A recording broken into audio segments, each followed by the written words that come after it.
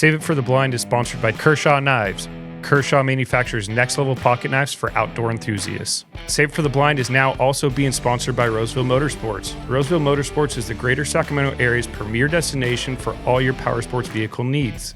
Stop in today to browse off-road vehicles from leading manufacturers like Polaris, Yamaha, and more. Rig 'em right, heavily seasoned gear for the die-hard waterfowl hunter. If you guys are enjoying the show, we'd love to hear from you and get your support. Please follow us on your favorite podcast platform. Give us a 5-star rating. Your reviews really help us grow and reach more people. Thank you for being a part of our community. What's your waterfowl season in North Carolina? Are you guys done? Do you guys get like hard freezes there where you got to end early? No, we go through the end of January. Oh, wow. What's your opener? Yeah. So we have the early teal in September, and then Thanksgiving split kind of deal. You guys have a split season. A couple weeks. Yeah, and then a couple weeks early December we're out, and then go to the end of January. Nice. It's hard to get too excited about duck hunting in North Carolina in the fall and the early season. Like the fishing's too good, nobody's even thinking about a duck, and it's hot and too many mosquitoes and snakes and stuff like that. Yeah. So I don't get too fired up till about Thanksgiving. Now, like, what about the swan hunting back there? Is that a permit? Epic. Or? Yeah, one draw, you put in for a draw, and it's a pretty successful draw. Okay. And I tell people, I'm like, there's not a lot of guarantees in hunting, somebody's going to take you somewhere, but that's as close to something I can guarantee you as a swan. So gotcha. That's pretty cool. What species of swan are you guys killing out there? It's Tundra Swan. Tundra swans. I don't know. Yeah. What do we have out here that's coming in? The mute swans? Yeah, we have a bunch of like mute swans out here that are like taking over marshes, and they're an invasive species. So the state's trying to figure out what the heck to do with them. But we can't shoot tundra swans out here during the general season, so we have no season on swans currently at all. So I got you. Yeah. That's the Atlantic flyways is not the best in general, but man, we have the swan. So we can't even shoot geese in North Carolina. Really? Stinks. Yeah, no Canadas. I mean, you get the early season, resident golf course geese. We got that. But then once the migrators start showing up, you can't even shoot them. Huh. That's crazy. Yeah, it sucks. It used to be really good, but I mean, we get a bunch of snows, but people just don't chase the snows around here as much. Yeah. Well, welcome back to another episode of Save for the Blind. Today's guest is Matthew Cagle, president and founder of Rig 'em Right. So we appreciate you coming on today and talking ducks and talking hunting and talking Rig 'em Right with us. Yeah, well, it's good to be here. Appreciate y'all having me. Yeah, so we started off a little bit talking about North Carolina hunting. How did you get into waterfowling in general? Because when I think of North Carolina, it doesn't strike me as a waterfowling state. So what's your background into waterfowling? Yeah, so probably an interesting intro into waterfowling. I was just like 7th grade looking for a summer job. My dad wasn't a hunter. I mean, he just worked. He didn't really have any hobbies other than working. And but my granddad was a big time outdoorsman, and but he wasn't a duck hunter. They're from the western part of the state, but loved deer hunting, duck hunting, or bird hunting, squirrel hunting, anything that walked. He was trying to put meat on the table. But we moved to the eastern part of the state when I was a kid. And then when I was about 7th grade, I was just looking for a summer job, and a buddy of mine was like, hey, I work for this dog trainer, throwing dummies to, dogs and scooping poop and feeding dogs. And I love dogs. So I started throwing dummies for a dog trainer, and I didn't even know about duck hunting that much. I had a few friends that went, but I was like thinking more deer hunting. I mean, that was because my granddad, what he did. So I got into it from the dog side, and, eventually another guy at the kennel was like, you want to go duck hunting? I was like, sure. And probably about, 13 years old, killed my first duck, and that was it. I was in love. Hooked after that. Love it. Oh yeah. Yep. So how did Rig 'em Right get started? I mean, I think you guys have probably some of the coolest ads out there. Always, I don't know, like an artistic view of it and snow, and I think they're always pretty neat. But you guys started from decoy line, it seems like, and now you guys got everything from bags to decoys to a little bit of everything. Yeah, that's right. Yeah, I mean, it was really. You want the short version or Hey, we got time. It was a complete accident. We got time. It was a complete accident. Well, so like I said, my dad didn't duck hunt, or he didn't hunt at all. So like all my gear was just crappy growing up. I mean, it was the worst. And like for a blind bag, it has some blue duffel bag that he got free at some trade show or something, and gun case was probably some, beat up old wax cotton thing of my granddad's with holes all in it. And decoy line was, string or shoestring or twine with spark plugs and drawer pulls or the good old spark bolts. Plug. Yeah. Oh yeah. And whatever I could rummage up from the shed. And so my gear was just always just awful. So this thing being weird. Hold on a second. So, it was always a grind. And so I think, well, then my dad was a mechanical engineer, and I went to North Carolina State and majored in civil engineering. So I've kind of, got that engineering mind. And so after college, I went to work for a construction company doing highways and, pushing dirt and running equipment, and worked my way up through as a equipment operator and a foreman and a superintendent, and then I did that for about 6 years, and then I went to work I got a sales job selling construction equipment back to the industry that I'd worked in. So it was kind of during that time when I got some just excellent sales training. Company's a great company. And, after a while, I was like, man, I've got these little gadgets, that we were all using at our hunting club. And it's like, see if I can't get some traction with it and figure out how to sell them. And it just took off. We went to the DU Expo in Wisconsin, and I took 100 packs of our decoy anchors and a couple of jerk rigs, and we sold out of them the first 8 hours of a 4-day show. And I was like, what year was this? 2008. Okay. So, and then that was where we met Phil Robertson, Duck Commander crowd. And, he's like, I love your product, son. And, can you make us, 20 dozen? I was like, yeah. I said, if I do, and you really like them, can we get stamp of approval? It's like, absolutely. And so, right out of the gate, we were, the official decoy anchor of, Duck Commander, and they started picking up the phone and helping me. They call Cabela's Bass Pro and, hey, you got to get this guy in. He's got a good product. So my third customer was Cabela's. So we had the little local shop. Yeah, the little local shop, and he sold the heck out of them. And then I was like, well, let's see what Max likes them. They're the Waterfowl, kingpin, and they picked them up and liked them. And I was like, well, let's, swing for the fences. Rolled into Bass Pro. Cabela's, and they're the same now. So I get confused, but, and they loved them too. And I walked out of that meeting, like, very excited and terrified at how I was going to make it happen.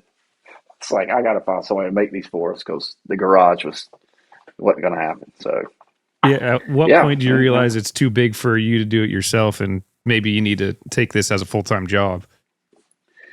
So that was, I guess, a couple years after that. So it would have been, probably 3 years into Rig 'em Right when I was like, this has legs, I can, we're doing X amount with me kind of moonlighting, working, a job and doing this on the side. And I, just kind of figured if we went full time, we could really, get after it. So.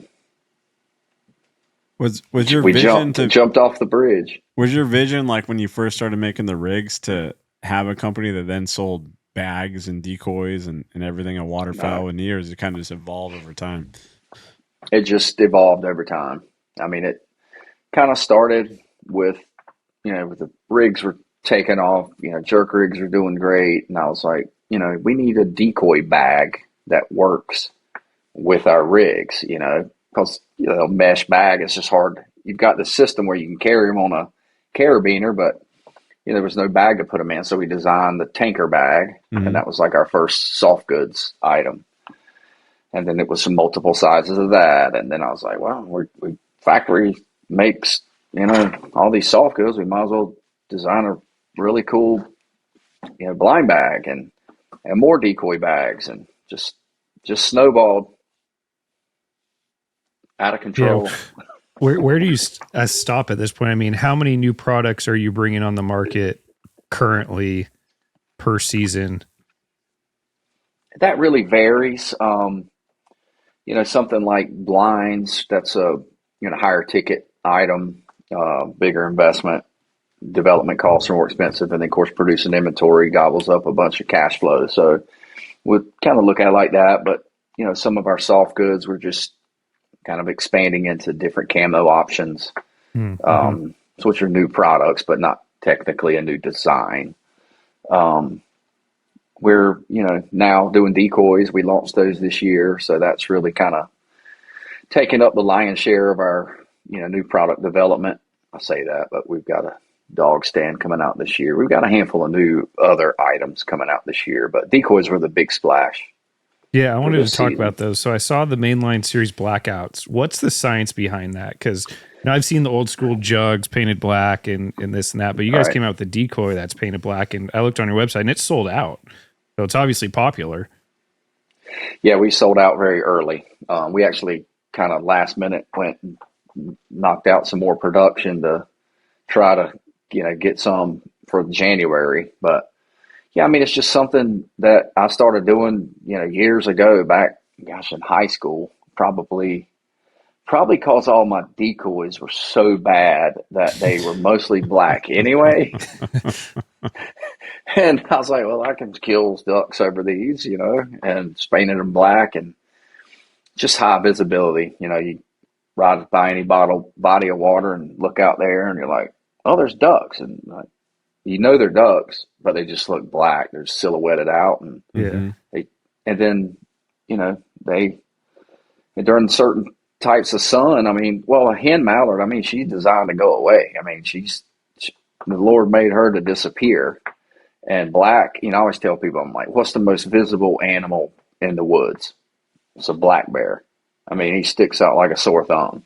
So this black is just high visibility, and that's why we did it. And people, it was very, when we launched them, we got a lot of people, man, this is great. This is awesome. My granddad did it, or we've been doing it for years. And then a lot of people were like, it's really stupid. I could just go paint, 10 dozen old decoys. And I'm like, you absolutely can go paint 10 dozen old decoys. Same thing. Yeah, I exact same thing. Me personally, I don't have 10 dozen old decoys. And if I did, I don't know where I'm going to paint that many decoys. Yeah. And, but if you got the room and you want to go, buy $50 worth of rattle cans and get after it, Right. Yeah, I don't know. It seems like recently a lot of the hunting trends are almost going backwards. We're getting into, at least in California, the big single blade spinners are coming back, where it's like that created the mojo. And now we're going backwards to the single blade spinners. Kind of the same thing with the black decoys. That started as painted jugs. Then you got into the flocking. And now it seems like people are going back to the basics. Yep, you're exactly right. It's like full bodies were hot for a while, then silhouettes are now coming back or have came back, and those were kind of gone for a while. So it's just kind of this revolving circle. I had never seen it until recently. Maybe it's just more on the forefront of my mind, but I had never noticed it until these last couple of years, the amount of stuff that I used to look at and be like, no, I'm not going to use that. And now it's like, well, that kills a lot of ducks, so maybe I should use it. Yeah. How do you stay ahead of the curve when you're making these products, such as going with the black mainline series decoys? Do you have a team that you just sit there and go, all right, what's the next thing that people want? To answer part of your question, we do not have a team. We're pretty small. I mean, I guess two people can be a team, but most of it's just from being out, with the people, going to trade shows and, spending time at hunting camp and, bouncing ideas off hunting buddies, sitting in a blind and, what works, where are some areas that need improving or, what are some holes that need to be plugged and just kind of thinking through stuff like that. But, all the product development I do, product design and development, and then manufacturing, that's, all on what I do for the company. And we got a pretty small company. I mean, we're 10 people. So, wow. Yeah. And that includes me and my wife. So you guys do a lot then for that. Yeah, we stay pretty busy. Yeah, we stay pretty busy, but how busy people ask, are you guys getting out hunting much? It sounds like kind of a smaller crew. Yeah, not as much as I'd like, but of course. I tell people, I'm like, the good thing is when I go, it's usually pretty epic. Can be a little flexible and just go when it's good. Like, get here, Cagle. And so I show up, on last minute notice and try to bang on them pretty hard and, get my belly full for a few weeks. So I just got back from Missouri and Kansas 2 days ago. And we had a pretty good hunt. Shot a big deer in Kansas and then shot greenheads in the timber. That's a good trip. Sounds like a pretty good trip. It was fun. Yeah, it was fun. Would you rather deer hunt or duck hunt? What's your passion? What's your main passion? So I'd say like in college, if somebody asked me what I had to get, if I had to give one of them up, I probably would have given up waterfowl and chosen deer hunting. But I would say what part of that is, I mean, did pretty dang good in high school and college on the ducks. And up until that point, I had never really killed a really good deer, and that's probably had a lot to do with it. Like, I just wanted a big deer so bad. But then, then I went through the rig 'em right kind of got off the ground. I was cooking and I was getting to go to, epic places and checking off, bucket list destinations, Canada and Dakotas and green timber. And man, I just went haywire for ducks and didn't even deer hunt for 10, 12 years or something. I mean, elk hunting and mule deer hunting, but just, sitting in a deer stand, whitetail hunting. I didn't do that for a long, long time. Last year, I killed a deer in Kansas. That was the first whitetail I'd killed in at 12, 14 years, something. So kind of got the bug again. Have you made your way out to California before for waterfowl? No, I'm not. I've been out there surfing, but surfing, but not shooting ducks. Yeah, but I love to surf. So that was, me and Buddy spent a week in a minivan, all up and down from San Diego to San Clemente. It was awesome. This was probably 5 years ago. So when I was, we both looked at each other about 4 days and everything's wet and sandy. We're sleeping in the back of a minivan, eating bologna sandwiches, and he's a successful businessman. And we looked at each other like, we don't have to be doing this right now. We could totally stay in a hotel. And he's like, yeah, this is dumb. So we got a hotel and slept great. But yeah, it was fun. Where'd the passion for surfing come around? Well, I live at the beach here in North Carolina. So like all my buddies, when we moved, I've always, been into skating and surfing and stuff like that. But when we moved I married a fifth generation North Carolina Outer Banker. And so she was like, we got to live at the beach. I was like, let's live at the beach. And all my buddies and stuff surf. So I kind of picked it up pretty late as far as being avid, pretty late in life, but been doing it about 15 years now. So love it. It's just people like, it's really interesting though, because like we go out surfing and like there's all pickup trucks in the parking lot. They all got, Ducks Unlimited stickers or, hunting stickers and Browning, whatever. And it's like these guys are all, a lot of this surfing community here, they commercial fish or, work on a charter boat, and they guide, like duck hunting guides around here. Hunting in my county is pretty good.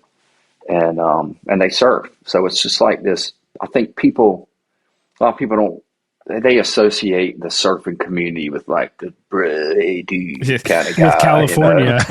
Yeah, a little bit. But like here, man, it's like a lot of dudes surf and hunt and fish, and it's just being in nature, It's surfing is, you rely on what nature provides, just like hunting. So it's pretty cool.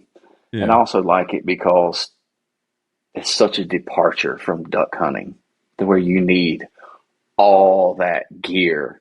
I'm like, I need a pair of baggies, a stick of wax, and a surfboard to surf. And, duck hunting, it's like, whew, you need a lot of junk to do that. Need a lot of gear, that's for sure. Oh, yeah. Today's podcast is sponsored by Rig 'em Right. Rig 'em Right, heavily seasoned gear for the die-hard waterfowl hunter. So we have the SHOT Show coming up. Do you guys have any new gear or anything that you're going to be rolling out at SHOT Show? We've got some new species coming out for next year. Doing a widgeon and a blue-wing teal. They look awesome too. The widgeon is, I'm real proud of that one. But nice. And then we're doing a bunch of stuff in mossy oak original shadowgrass. Mm-hmm. They're kind of really resurrecting. You alluded to that earlier, like old is new now. Yeah. So like Bottomland is killing it, and brown camo. We're doing some stuff in like an old school brown camo, and then Jeff's a big fan of just like the brown wax coating. Oh yeah, he loves that stuff. Blends in. Oh yeah, that's great. That's right. That's the part. Traditional. People are going for the solid colors now. A lot of the companies are coming out with solids, and people are hunting solids, and it's for me. I can't stay ahead of the curve. I just see people do it, and I just stick with what I know works. But no, I've always liked the solid colors. It just everything gets muddy and dirty, anyways. So yeah. Oh, I like it too. Out of all the places that you've been able to waterfowl hunt, I'm sure, which has been plenty, like you stated, what's been your favorite place that you've been to? Favorite? I don't know. I love shooting greenheads and timber. So that's pretty good. And, my, one of our sales rep has a really nice club and a little lodge in Missouri. So I get out there every year, but another good buddy, Rob Reynolds at Ranchland Outfitters up in Alberta, is just spectacular. It's as good as it gets. So I like going up there, and I'm going to Nebraska here in 3 weeks. Very cool. Ethan Kirk at Angel Wings. He's got it going on too. So nice. It's hard to nail it down to one favorite. Yeah. Now I hunted the Platte River, some of those warm springs off the Platte. That's 13 degrees for 4 solid days, and you're still just smashing ducks, and everything's frozen. So cool. Yeah, it's definitely one on my bucket list, is hit that area. Yeah. I think it'd be neat. Yeah, it's cool. Yeah, we need to get out more from our rice fields. Yeah, it's hard sometimes, but yeah. Hard. Got to get there. Matthew, what were some of the challenges with like the manufacturing and kind of sticking with that, and deadlines, getting product before duck season? You got any stories on that and how difficult that can be? Oh, how much time we got? Floor is yours. Yeah, it's a struggle for sure. Your lead times, and we're still getting orders and forecasts from our customers, and we got to start shipping goods in May. So gotta, keep the crystal ball fairly well polished, hoping to glean some information from that, throughout the year. But it's tough, and it's just so unpredictable with shipping, prices and tariff stuff and just turmoil overseas, and it's a grind. But one thing I think that I've done different than a lot of people that I know in the industry is like I'm super hands-on with the production. So I'm over at our factories a lot, several, three trips a year at least, and 2 weeks a trip. So I've been to China 41 times. Oh, wow. So, yeah. How's your language coming along? No, not so good. None, zero. I can say rice, water, bathroom, maybe name a few cities, but yeah, it's a crazy language. I can understand a little bit of it. That's better than me. Speaking it's not so good. How big are the factories, and are they mainly making outdoor equipment, or is it like everything in these factories? It varies, but you're going to find a factory that does soft goods, they call it cut and sew factory, and they may make luggage, for somebody, or duffel bags, or maybe some, other hunting vendors, but, I try to stay out of those factories because stuff can kind of leak out a little bit, but and then, a lot of the rigs are made in factories that make a lot of fishing stuff. So, but yeah, decoy factories, they make decoys, of course. But then they'll do pumpkins for Halloween, any kind of expanded, Santa Clauses and skeleton, bones, skeletons and stuff, any plastic type molded pieces. So that's always kind of funny. Out of curiosity, so you say you want to come up with a new decoy. What's the process? Do you have a carver that carves a mold and then it gets sent over to China for them to make it? Or how does that work? Yeah, so you have a carver and work with him on, what you're looking for poses and stuff like that. And then where you take, a wooden carving and then you make a cast of it. Just so you have a duplicate, then we ship the cast over, open the mold, and then I'm working, with the painter to come up with paint schemes. And paint gets done over there as well, or paint gets done back here?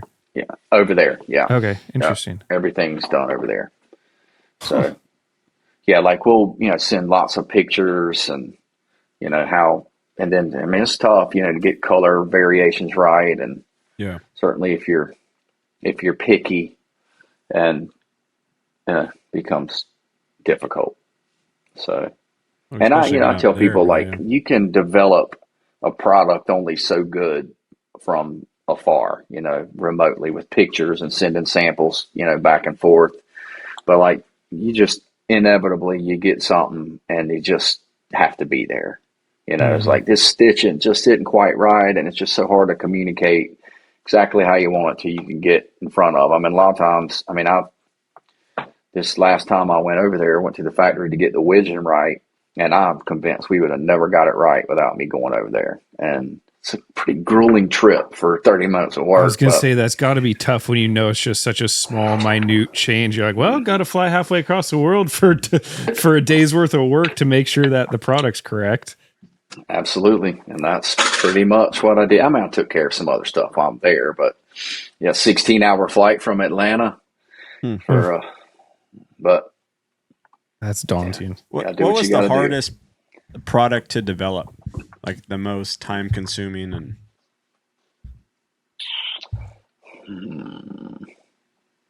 man, I don't know. Oh, probably our Hideout series ground blinds, like the big, for deer and turkey hunting, because we actually did that one through COVID, so I couldn't even go over there. Wow. that was a nightmare, but got it. It took a while. Yeah. it took 6 months longer than it could have if I could have just, got there. Been there, And we spent a pile of money shipping samples back and forth. I'd draw on it, change this, put pins and a tag, and all of a sudden, and have to ship it back. And I mean, it was awful, but they got it done. Now that you guys have duck decoys, are you guys going to try to expand to turkey decoys? I see some turkey fans in the background of your video there. Yeah, I mean, that's probably a long way down the line. I mean, we're going to keep doing the duck stuff, and then we'll start working on geese. And oh yeah, you guys still got to go down that route. Decoy stuff. Mm-hmm. Oh yeah, that's our vision to be. Is it hard making a product of something, say goose decoys, where you in your home state don't use them very often? No, not really. I mean, I hunt plenty of geese, and I know what I'm looking for. Yeah. In the decoy, and of course, Carver's gonna, do a good job on the carving. But from like our customer base standpoint, we've got, plenty of, customer base in Upper Midwest and in, Honker Haven. So it's not something that, it's going to be geographic, like we're, you can make North a heck of a swan decoy. Oh yeah. Now, what about your customers? Are they going to traditional brick and mortar store, or is it mostly online sales through your website? No, online sales is a very, very, very small piece of our business. Oh, wow. Interesting. Yeah, I mean, we are a B2B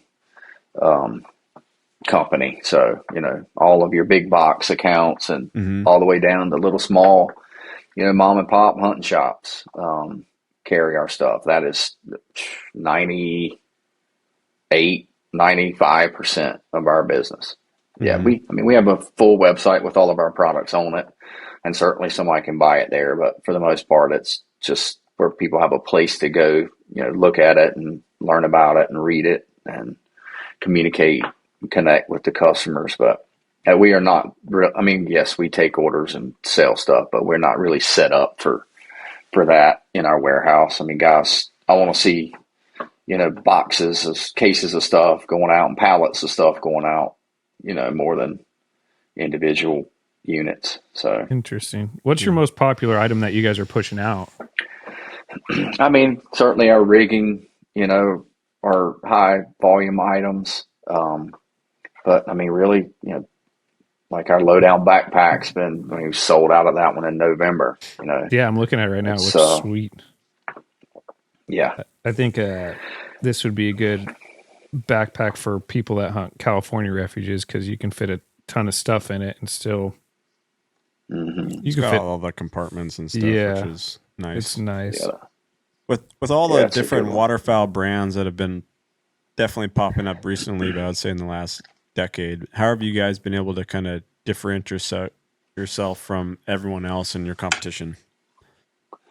Yeah, I mean, I think just, branding, just, continuing to just kind of be who we are, maintain our identity. We don't really play in that sort of $19.99, price point product realm. I mean, certainly we could come up with a line of less expensive stuff and, sell high volume at smaller margins. But I mean, I can't bring myself through that. We've had customers like, can you just make a cheap mesh decoy bag? And yeah, like, sure. And then I start looking at it and I'm like, no, that needs to be double stitched. This needs to be reinforced. And I really hate that pull string. It's too flimsy. And next thing you know, it's not a $9.99 mesh bag. It's $29.99. I'm just going to stick to that. I mean, if it's not something we feel good about putting our name on, that's going to last. And yeah, I mean, obviously we have product fail and somebody calls and we replace it. Especially when they're really nice. but people aren't always really nice about it. Isn't it amazing what a little bit of a nice attitude can go a long way in this kind of world? Oh my gosh. Some people email and they start with the threat, and it's like, if you don't replace this, I'm going to XYZ. And we're like, we're going to replace it anyway, and then you always get the customer that's like, man, I love your stuff. I hate to say this, but I've got this product, that product. I've been using your stuff for 10 years and I really hate to ask, but man, I had, dog vest seam or whatever. And we're like, my wife handles all this for us, by the way. Yeah. And, so she replaced the dog vest, throws in a hat and a hoodie, just cause he was nice. Right. And then, she also, I probably shouldn't say this, you go in like some of the gas stations and they have like stores or whatever, like bounce checks, taped on the back, from customers who like wrote a bad check. Like she's got a naughty list. Oh yeah. She knows who's like trying to pull the wool over her eyes, like, oh, I bought this, and, it's failed or whatever. Yeah. Repeat customers, I should say. Yeah. So, yeah. No. Yeah. She's just a typical woman, man. She don't forget stuff, They don't never let anything go. Yeah. No, I think that, having a good relationship with your customers, one of my favorite places to order from for big game hunting stuff was Go Hunt for the longest time, and still is, because when they first started and they were smaller, they had handwritten letters in every single package that I ordered. And, it's not that big of a thing, but I opened it and I was like, they care. Like they're not just shoving this in and sending it. And I will continue to support them because of that customer service. I love Absolutely. It. Yeah, I love Go Hunt. They're a customer of ours. They carry rig 'em right stuff. Yeah, it's customer service. I think I've learned in this job especially goes a long way with just helping people out as best as you can. It seems like it's few and far between nowadays where that sort of stuff happens. So if you can do it, it makes a big difference. Yeah, absolutely. Somebody will call Heather and she's like, she goes, give me your cell phone number. Let me FaceTime you. I'll get Matthew and kind of walk you through something like setting up maybe they're having a hiccup, setting up a layout blind or something like that. And, she's like, can you come in the showroom and, help somebody through it? And we'll FaceTime the guy. And he's like, so what do y'all do with Rig 'em Right? We're like, well, we own Rig 'em Right. And they're like kind of blown away that we're helping them, I'm like, dude, that's what we do, man. That's awesome. That's pretty cool.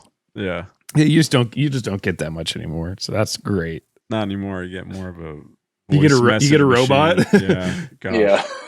It's rough these days. Just looking through your website, that you got lots of different items that you could buy, from layout blinds, blind bags, decoys now. What if you were to recommend, you say you had a brand new hunter and they said, I want to purchase 3 things from your website. What would those 3 things be? A brand new waterfowl hunter. He doesn't own a single thing. Nope. I would tell him, 12 pack of mallards, a pack of decoy anchors, and a blind bag. There you go. I like that. Yeah. Because he could drag the decoys out without a decoy bag, and, he's going to want to have a pack of beef jerky and a honey bun. So he's got to carry that and some ammo. Yeah. So like Matthew said, everybody listening, you can find their stuff on their website, rigemright.com. You can also find it at all or most of the major manufacturers. We've got pretty much all of them out here that people can find your stuff in. But definitely take a look. And we also appreciate you sponsoring this podcast today. So for those that don't know, Rig 'em Right is a sponsor of today's podcast. So we really appreciate that. Yeah. Yeah, absolutely. Matthew, do you use more like a backpack type guy, or are you a traditional blind bag with the carrying handle? Yeah, I'm a blind bag guy more than a backpack. I used our low-down backpack deer hunting, and I loved it. Oh, yeah. That square bottom, it just sat in the stand really nice, and kind of how all my stuff was doing. And not to talk about deer hunting, but I hunted from 5:30 a.m. to 5:30 p.m. for 5 days sitting in solitary confinement in this blind. And I was supposed to leave the next morning to go to Missouri. I was like, I'm gonna sit. I got a couple hours. I'm gonna sit for a couple hours. I'll sit in the stand, and my buddy was supposed to pick me up at 10:45. At 10:30, I seen a few little deer, nothing big, and I was like, I'm gonna film something for our Instagram of why I like this backpack for deer hunting, And I started to kind of, had 10 minutes left before he showed up, and I started rummaging around and pretty much tapped out. I mean, it's 10:30, sun's out, hadn't seen a deer in 3 hours.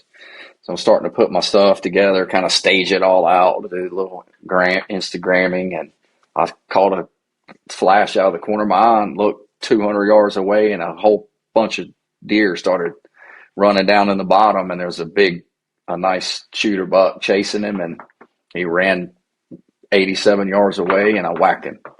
Nice. So it was crazy. I was like buzzer beater in overtime. So yeah, pretty crazy. But yeah, that was the backpack. But no, for duck hunting, man, I'm a blind bag guy. I switch off. I've been both. Yeah, we have a rice blind that we hunt out of, and we've got so many things that are on batteries and this and that. I need to. Right. I've had a couple blind bags in the past from other brands that haven't lasted throughout the season because of the weight that it carries, and then it gets wet, and then the stitching comes on. But might have to try a rig 'em right one because I haven't tried one of those yet. So that'll be next on my list to see if it can stand up to the wear and tear of a bunch of batteries. So, okay, well, send me your address. We'll perfect. Take care of you. I will do that because I would love to test it out. I'm always trying to figure out what the best thing to get from the end of our check to our blind is as comfortably as possible and not have a failure in a product. Yep. Right. Yeah. We'll give it a whirl. Perfect. Yeah, I do that. Perfect. Well, Matthew, you want to leave us with anything? Can I come hunting with y'all? Please I need to come to California, man. We're not going to surf with you, though, but we'll go duck hunting. Well, that's fine. That'll do. Anytime you want to come out, we would love to take you out. If you've never experienced it out here, it's pretty special in terms of. I mean, you could shoot 10 darks, 20 snows. You shoot 7 mallards a day. Shoot next year, you can shoot 3 pintail a day. Yeah, so you should really. Yeah. Yep.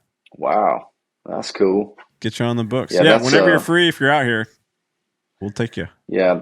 So our national sales manager, Jordan Murdoch, he lives in Idaho, but he's from California. His family's from California. He grew up in California, just absolute duck hunting fanatic. So he's eat up with it. Let California us know. Boy. That's awesome. Yeah, I heard a California guy doesn't even surf. What am I thinking? Hey, I've never even been on a board before, and I've never left this place. Yeah. But yeah, no, you're more than welcome. Let us know when you ever want to come out here, and we'll get you all set up. Heck yeah, it'd be awesome. Yeah. Well, we appreciate obviously sponsoring the episode and the podcast, and thank you so much for spending your morning with us. Yeah, you're welcome, and thank you guys for having me. I appreciate it. Right on. All right, talk to you later, Matthew. Thank you for tuning in to this episode of Save It for the Blind podcast. You can find our podcast on Apple, Spotify, or wherever you listen to your podcasts.